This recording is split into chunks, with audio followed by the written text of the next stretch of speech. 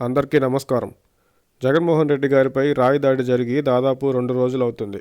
ప్రత్యేక దర్యాప్తు బృందాన్ని ఏర్పాటు చేసి విచారణ చేస్తున్నా ఇప్పటి వరకు అయితే విచారణకు సంబంధించి నిర్దిష్టమైన పురోగతి ఏమీ లేదు. జగన్ గారిపై రాయి వేసిన ఘటనపై వివరాలు తెలిసిన వారు సమాచారం ఇవ్వాలని వారికి 2 లక్షల రివార్డును ప్రకటించారు. అయితే పోలీసులు ఇప్పటికే 4గురిని అనుమానితులుగా అదుపులోకి తీసుకున్నట్టు తెలుస్తుంది. జగన్ గారిపై రాయి ఘటన జరిగి 2 రోజులు అవుతున్నా ఇంతవరకు ఘటనపై ప్రాథమిక వివరాలు బయటికి రాలేదు. రాయి విసరడం వలనే జగన్ గారికి, వెల్లంపల్లి శ్రీనివాస్ గారికి గాయమైందని ఒకవైపు చెప్తూనే మరోవైపు ఎయిర్ గన్తో కాల్చుంటారని చెప్తున్నారు. ఏది ఏమైనా రాయి ఇద్దరిని గాయపరచడం, రాయి దొరక్కపోవడం, ఇప్పటి వరకు ఎయిర్ గన్తో కాల్చినట్టు ఆధారాలేవీ లభించకపోవడంతో విచారణపై ప్రజల్లో ఆసక్తి కనిపిస్తుంది.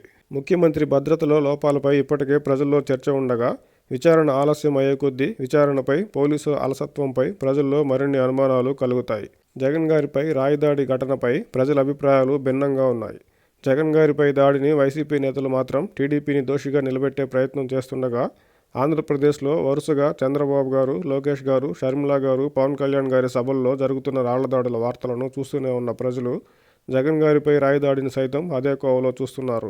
ప్రతిపక్షంలో ఉన్నవారు ఇలాంటి దాడులు ఎందుకు చేయిస్తారని, అది ఎన్నికల ముంగిట అధికార పార్టీకి సానుభూతి కలిగే చర్యలకు ప్రతిపక్షం ఎందుకు ఉసిగొల్పుతుందని ప్రజలు ఎదురు ప్రశ్నిస్తున్నారు. అంతేగాక 2019 ఎన్నికల సమయంలో సైతం జగన్ గారిపై జరిగిన కోడికత్తి దాడి టీడీపీ చేయించిందనే ప్రచారం వలన టీడీపీకి ఆ ఎన్నికల్లో నష్టం జరిగిందని టీడీపీయే కాక ప్రజలు సైతం భావించారు.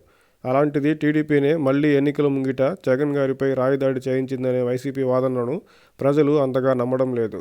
టీడీపీని దోషిగా ప్రచారం చేసిన కోడికత్తి కేసులో ఎలాంటి కుట్రకోణం లేదని ఎన్ఐఏ చెప్పడం, జగన్ గారు ఇప్పటి వరకు ఈ కేసులో కోర్టుకు వెళ్లి వాంగ్మూలం ఇవ్వకపోవడం, కోడికత్తి ఘటన వెనుక వైసీపీ నేతలే ఉన్నట్టు వార్తలు వస్తున్న నడుమ ఇప్పుడు జగన్ గారిపై జరిగిన రాయి దాడి ఘటనపై సైతం ప్రజల్లో మిశ్రమ స్పందనే వస్తుంది.